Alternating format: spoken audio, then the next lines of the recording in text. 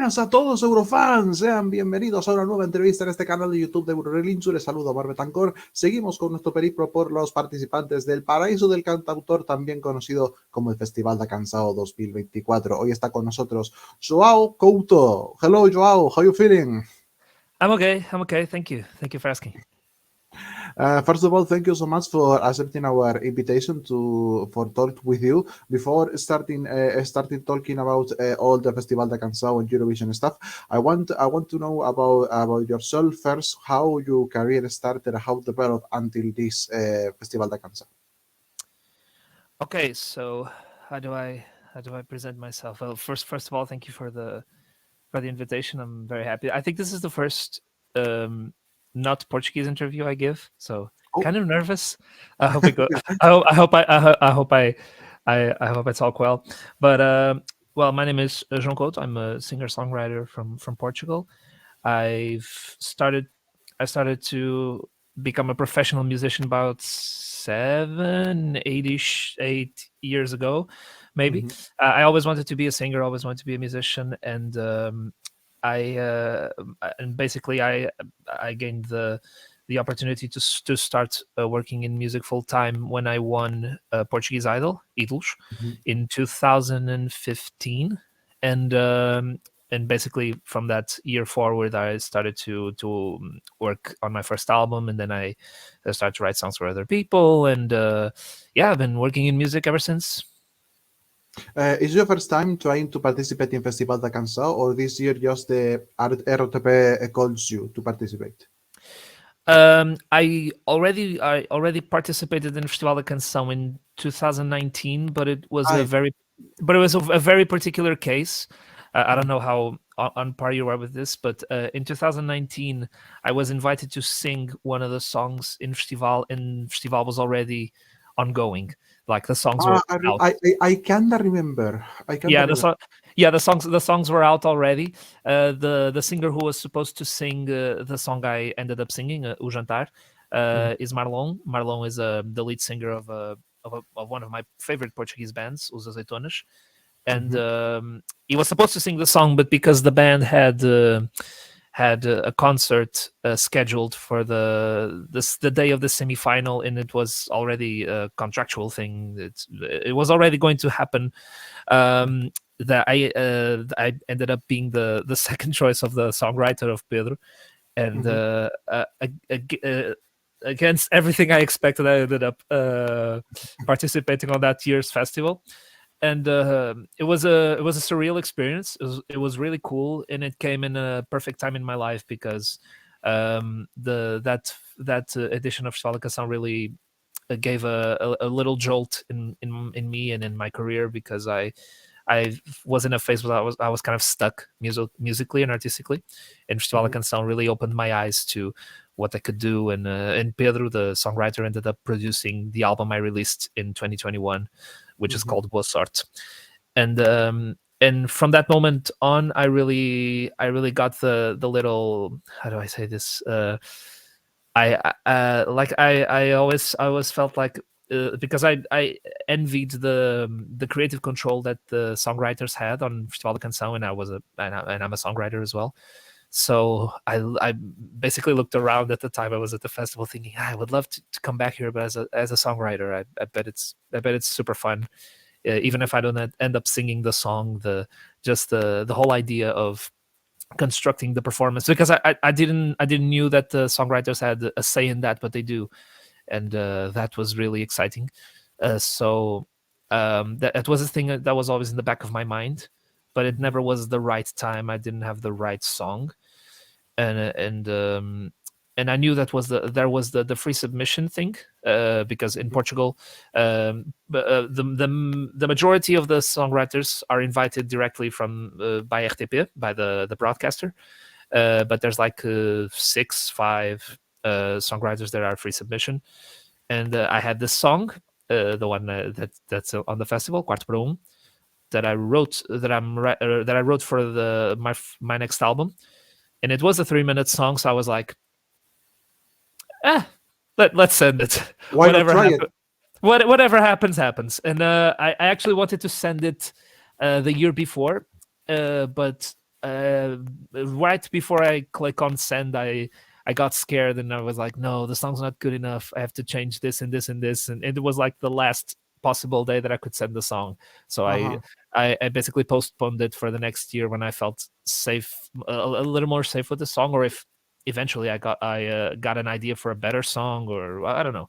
I was insecure at the time. I don't know exactly why, but the last year when I actually sent the song, I was like, yeah, I like this. I'm proud of this one. Whatever happens, I'm going to release it anyway. So let's send it to the world, see what happens. And yeah, I'm back. Who knew? And what are the inspirations behind Cuadro por un? The inspirations. Well, there are really two main inspirations for Quatro Pro Un. First of all, as I said, I'm writing songs for. I was writing songs for my next album, and I wanted my next album to be a more pop album with a big pop because my singer songwriter side always kind of won that battle. I always was a pop singer, I always was a pop songwriter, but my singer songwriter sensibilities always kind of won that battle. and and this year I was just like, I really want to make like the type of pop music I love, because there's a very specific type of pop music I love. I really love Carly Rae Jepsen, Caroline Polachek. I love the 1975. I Mhm, love those that very musical, very instrumental based pop music with a lot of good vibes, but also kind of heavy lyrics. mhm. That's kind of 80ish, but not nostalgic, which I really admire that balance that they pulled of those artists. And yeah, the main inspiration was for me first to try to make a song that took me to that place that those songs that I love take me. I wanted to Mhm. make a song that was really euphoric and happy for me to hear, and that makes me happy.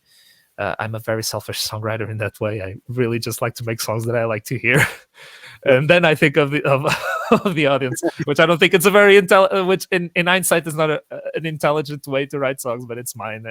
It's been working, I guess. But I really just wanted to make a song that I really really wanted to hear. That I really felt that I wanted more Portuguese artists to go in that sound, because it's not a sound that a lot of Portuguese artists follow. I basically dove in that. Mhm, But of course, I'm also I'm very concerned about the lyrics. I want the lyrics to say something, and when I sing a song, I want it to, in the best case scenario, is to for it to reflect something that was personal in my life. And this particular song talks about that great feeling, that great and strange feeling when you have this special connection with someone, to the point where every time you come back to your home alone, you feel mhm, like you're not at home anymore because you were at home when you were with that person. mhm. And that feeling was very captivating and really strong, and and it really matched the kind of happiness that great pop music gives me. So it was just a matter of uniting those two things. Really good union. How you felt the feedback and the critics to your song from the Portuguese fans and also international fans? Uh, to be really frank, I'm not really reading the critics, because, with all due respect, of course, but I'm trying to get away from it, because Mhm, first of all, because first I'm taking a master's degree right now, so. At the same time, I'm preparing the Festival de Canção performance. I'm also studying for my master's, Ooh, so my a head lot of is. stress, I guess. Yes, yeah. So my head is really, really filled up right now. Uh, but for me, but of course, I occasionally go to check the Spotify statistics, and something that really, really blew my mind was the amount of international fans, because I am a Portuguese artist. I play for a Portuguese audience. I've never played outside of Portugal. And Festival da Canção has this actually the Eurovision world in general has this magic that I really respect, that a lot of international fans get really, really interested and really curious about music scenes that are not their own, even if the lyrics aren't from their own language. And I find that super exciting and super exhilarating. And occasionally my friends send me like video reactions to my song. That, first of all, it's hilarious. People try to say my name, which I understand, of course, because some Portuguese people can't even say my name right. So I'm not gonna blame. I'm not gonna blame like a Norwegian person. But it's crazy. But it's crazy. It's absolutely insane because I'm a really kind of small artist. So and I of course I follow Festival da Canção, especially since 2017. I have been a big fan, and I like to listen to the songs, and occasionally I see Eurovision, but I had no idea how big this is. I had no idea. Like just the notion of like I don't know, a radio station in another country is playing songs from Festival da Canção. It's really, really wild to me. It's really, really wild. You will be your song. You will be performing the first semi-final in March the 2nd. Yes. As far as you can, as far as you can tell, you don't spoil everything. But how are the preparations for the staging and the costumes are going for your semi-final performance? I want to keep it a secret as much as possible. I just returned from checking some things for the stage, which I won't reveal what it is, but I had a meeting like 10-15 minutes ago. I'm really excited. It's a different thing for sure, because I mean, for the people in Portugal that already are kind of familiar with my music and kind of familiar with my career, they always associate me with a more stripped back kind of, acoustic guitar, sensible singer-songwriter, that kind of thing, which makes sense because that is exactly what I've been doing for the past few years. But there's a side of me as a music fan in general that I never really let come out in my music, which is the side of me that is like in front rows of pop concerts, like screaming the songs. And that João is also a very important part of who I am. And I really wanted that guy to go up on stage. So even so it's really exciting for me to really be planning everything. Even the clothes are going to be clothes that are going to be specifically made for the performance. And it's really, really exciting. Really exciting.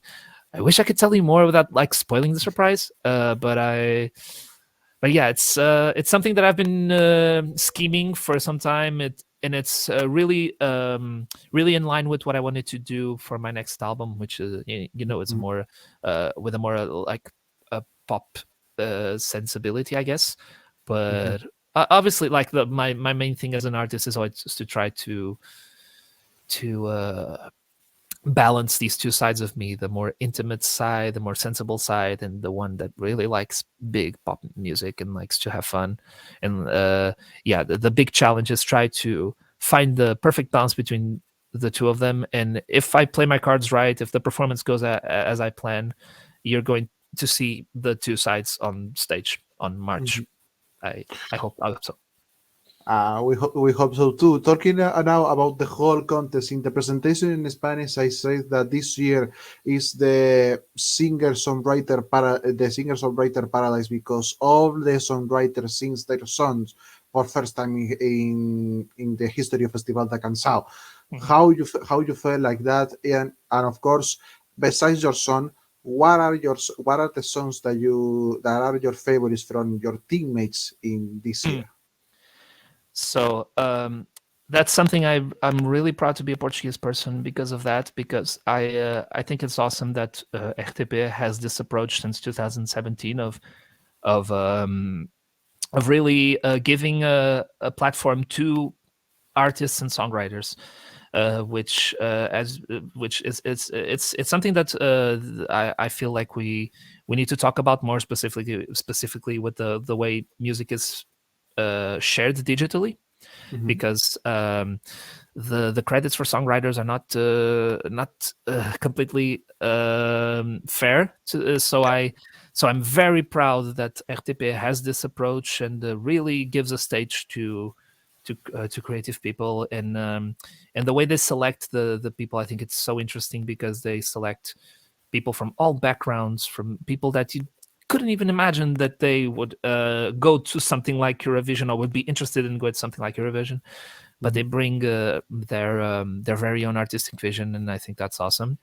The other thing is I am so proud to be Portuguese because you look at, and I mean this with no disrespect to any other country, but you look at the credits for Festival da Canção of this year, and almost all songs have like one songwriter, one producer, maybe one mixer, and that's it.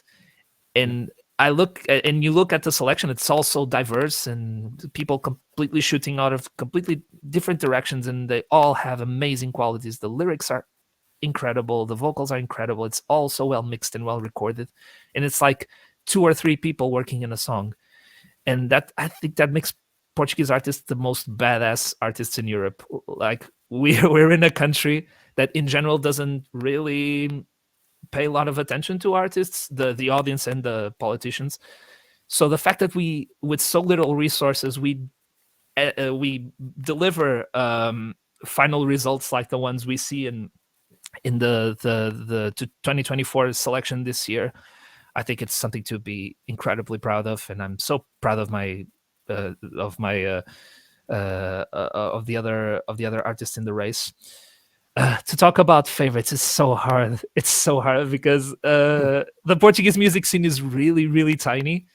So a lot of these people, some of them are like, some of them are even friends of mine. So I feel it's like literally choosing my favorite child. But yeah, for sure, I'm tremendously proud of my song. But I don't know, I really like Perpetua's song because it's a city pop direction that they went in, and I think it's awesome. And they're also friends of mine. I collaborated with them in 2022 in a song of mine called Pensei em Mim, and I was so hyped when they were when I discovered that they were on the bill, and they made a great song. Other songs I really like, João Bosch's song, fantastic. He released my favorite Portuguese album of last year, É Só Araquiri Baby.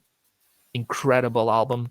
I knew he was going to bring like an awesome production, an example of someone who produces, writes, records alone. Insane. Insane. He did everything, yes. Yes, insane. And his brother mixes and masters the songs. It's awesome. Yolanda's song is great. Yolanda's one of my favorite Portuguese artists. She's awesome, and it's so crazy to see her evolution, because I was also in a TV show when I was a little kid, a TV show called Uma Canção para Ti. It's a Portuguese adaptation of Ti Lascio una canzone, which was an Italian program for little kids, and me and Yolanda both were on that show.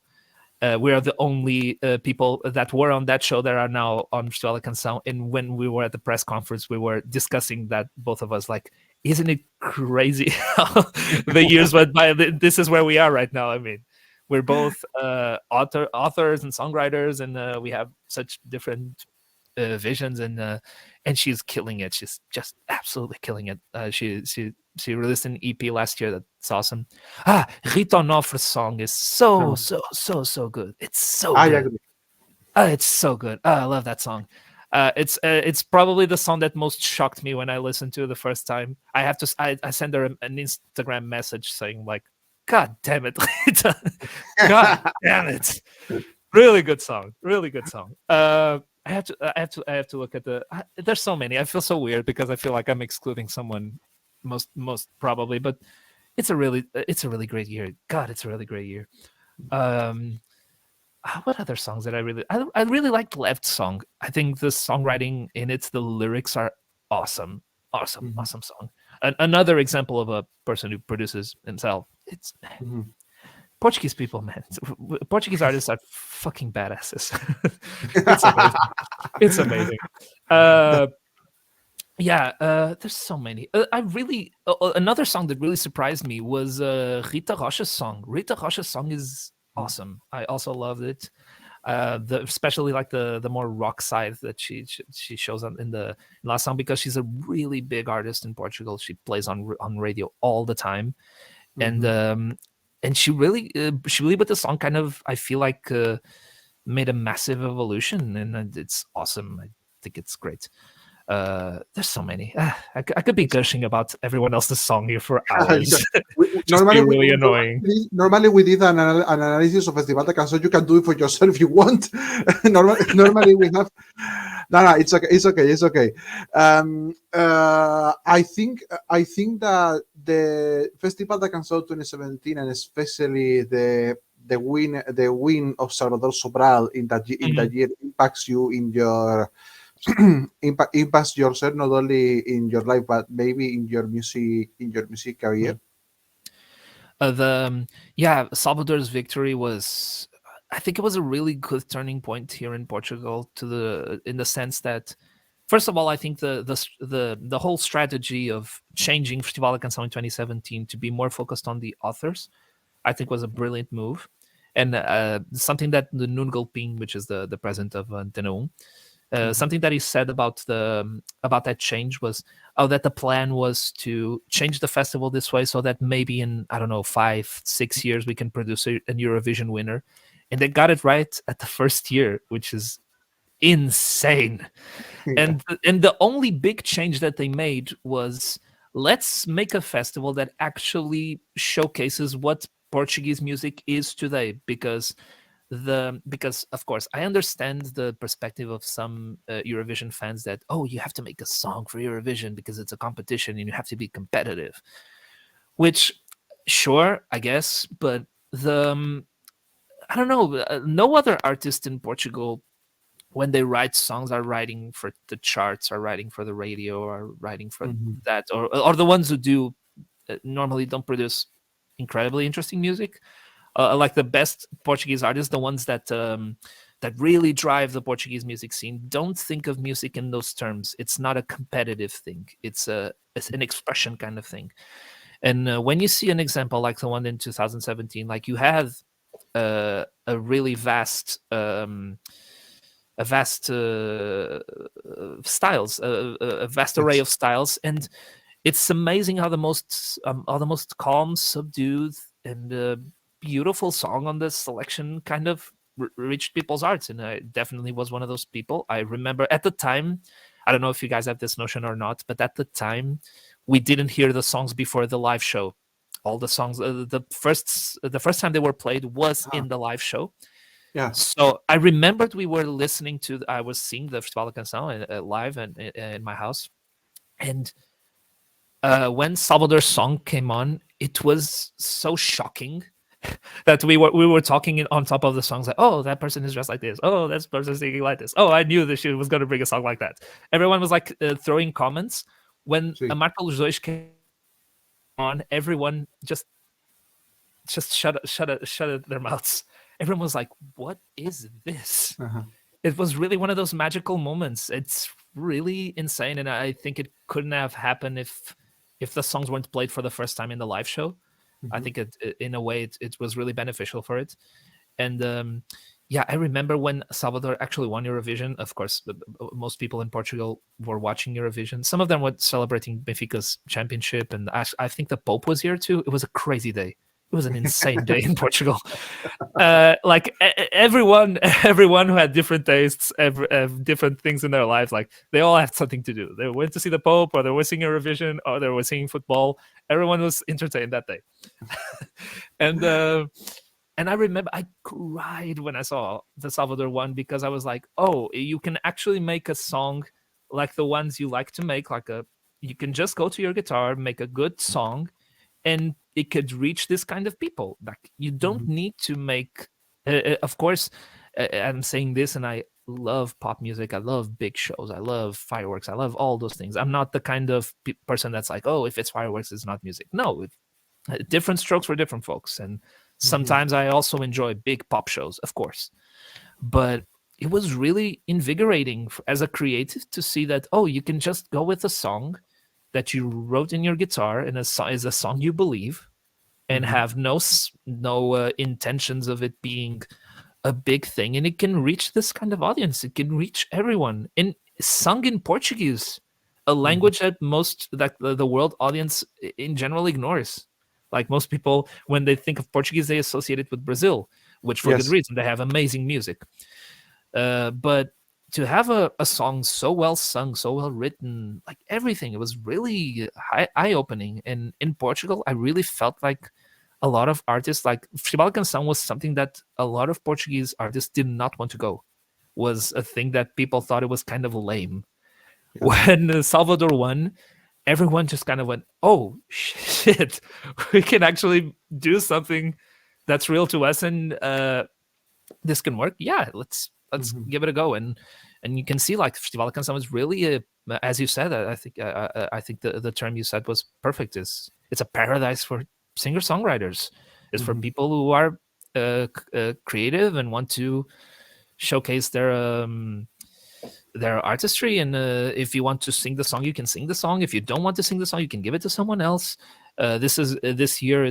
I think it's the first time in, I don't know, like this I the check it's the first time in the history that all the songwriters sings their own songs in the Festival da Canção. it is. Oh, that's, yeah. I knew that the organizers said something along those lines, or something that the it was like the first time in many years.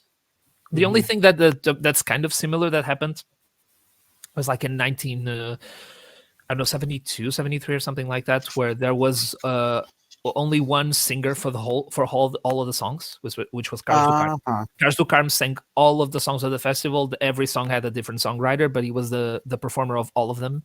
That was the only like weird kind of year in Festival de Yeah, Canção. because it was as in artist selected, but just choosing the song for Carlos Yeah, Dumar. for the artist, Yes. yes, for the artist to sing, which I Mhm. believe it was great for Carlos Ducar, because he knew that it was going to Eurovision, just didn't know what the song was, which was be something insane to happen nowadays.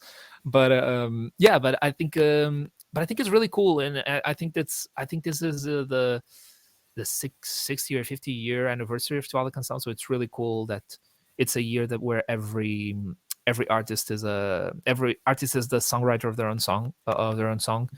I think it's really exciting, and I think we couldn't have a better celebration. And yeah, it's for sure that the O Lamar pelos Dois phenomenon was a big inspiration for the Portuguese music scene, and just hope that more international fans connect with our music, because we have really good music, like really good and really diverse and really out there. And if you want like a good like classic pop song, you can get it. If you want experimental things, you can also get it. If you want like good rock music, you have good rock music. Like it's a really cool. I think we have one of the best. I don't want to sound like I'm complimenting myself, but I truly believe like this generation is one of the best generations in Portuguese music in a long time. Like it's really self sufficient and creative artists all around, with different backgrounds, different influences. It's really exciting to if you go like to dive deep in Portuguese things. It's exciting, I believe. I think that many people is agree with your statement looking at how the music with the Festival da Canção, for example, develops. Besides 2017, you have any more Portuguese, many more favorite Mhm. Eurovision songs from Portugal? Yes. If I mean, if we go like back to the real like the beginning of Festival de Canção, there's a lot of like even older songs that I think are brilliant. There's a song by Simão de Oliveira, which is Man, Sol de Inverno. That song is perfect. If that was a Frank Sinatra song, it would be one of the best American standards ever. Like it's a mhm. brilliant song. I love it. Um, so many but like the recent ones, I really like. I have a soft spot for Ginger Ale, Mhm. which was a Diana Castro song. One of my favorite songwriters, Jonas Padinha. It's a perfect pop song, and I just I'm a sucker for perfect pop songs. Like when someone makes a perfect pop song, they have a fan in me. That it's as easy as that. And I really like Anda-me Estragar os Planos. It's a song by Francisca Cortesão and Afonso Cabral. Afonso Cabral. The singer was Joana Barra Vaz. It's a beautiful song, like one of the best written Portuguese songs of the last few years. I think it's brilliant. I don't know. I know it's cliche to say this because there are some like Festival da Canção entries that really became like standards in Portuguese music, like songs that everyone agrees they're amazing. One of them in particular is Chamar a Música, which was sung by Sara Tavares. Love that song. I think the lyrics are brilliant, and it's kind of I wish it was a more appreciated song for how good of a written song it is. And it's of course sang beautifully by the amazing Sara Tavares, which we lost unfortunately too soon. She was awesome. She was amazing. Yeah, I think at the top of my head, I think these are the ones I believe. Last but not least, Joao, you told me that you have an upcoming album, and this the entry of this for the Festival da Canção is part of the album. More or less, you have the plans to release this album this year. Maybe wait for 2025, depending of how your contest will be, and also if you have plans of do more gigs or more songs besides the album. I definitely want to play more. Last year I did a small like acoustic tour that was called Canções sobre meu carro e meu quarto, which means songs about my car and my bedroom, which was a good indicator for what the song for Canção was going to be. Nice. I will listen for that. It was like a little acoustic tour. I just went with my guitar player. And it was a way for like to exercise this sensible singer-songwriter in me, so I could enter this pop phase. And I definitely want to play more shows. I hopefully will play some this year.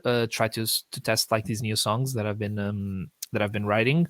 If everything goes according to plan, I really want to release the album like at the end of this year, like September-ish, October-ish. I hope. If everything goes according to plan. It's not dependent on how the festival is going. It's something that I really wanted to do this year. So the fact that festival is happening is just it's not just, but it's like the perfect release of the first single. If you catch my drift, I was going to release the single around this time, so this is the perfect way to have a single out. And yeah, definitely would like to release around that time, if not in beginning of 2025. Just really want to make it really, really good. I'm trying to be more picky of my songs, and I really want to make an all bops, no filler album. I want to make like a really tight, really a really really catchy little record. I have a really cool idea a few years ago for what the concept of the album would be, and even some of the images I wanted to be associated with the album. So I'm very excited to be recording it this year. It's going to be recorded this year, so it all depends on a number of factors that are out of my control, but I'm riding the wave, and whatever happens. But yeah, the plan would be to release it this year, maybe in the beginning of next, and yeah, for sure play some shows this year to try and introduce some of the songs, and maybe do a presentation of the album when it's out. And yeah, it's going to be some changes even to my live performances. The tour I made last year, the acoustic tour, was a real eye opener for me, because I was a very, how do I say this? I was a very perfectionist. I was a big perfectionist in the sense that I was the worst kind of perfectionist, because all of the song, how do I say this? Like, it was all very classic in the sense that the bass player was playing bass, the guitar player was playing guitar. Everything was like really, really plain and really clear. Yes. And I wanted to risk some things, like try new ways of playing the guitar, trying new ways of, for example, in my show, I played like a tiny little keyboard, which is something that I wouldn't do in my first shows. I want to like test different ways of like playing different instruments and using the musicians on stage in ways that they wouldn't normally do. Things like that. So some stuff about the live show are going to change. It was really like in the beginning, it was really like a bar band in the best way possible. But now I want to make like a really professional, really cool show. So it's going to be some work in that sense. But yeah, we'll see how it goes. Well, we will see how it goes, not only for your album, but also for your participation in Festival de Canção. João Couto, thanks a lot. It was a pleasure to talk with you. But the best of luck for your, at least for your performance in semi-final in March the 2nd. I will close this interview in Spanish. Muchas gracias a João Couto por estar con nosotros, uno de los participantes en el Festival de Canção 2024. Si les ha gustado la entrevista, denle al botón de suscribirse, no le cuesta nada. Y por supuesto, síganos en redes sociales. Somos Eurorelinchu en Twitter, Instagram, TikTok y en Threads. Nos pueden ver cada martes a las 9 de la noche en directo. Sido Barbetancor, muy obrigado. Nos vemos en la siguiente. Chao. Thank you. Bad vi iru lau.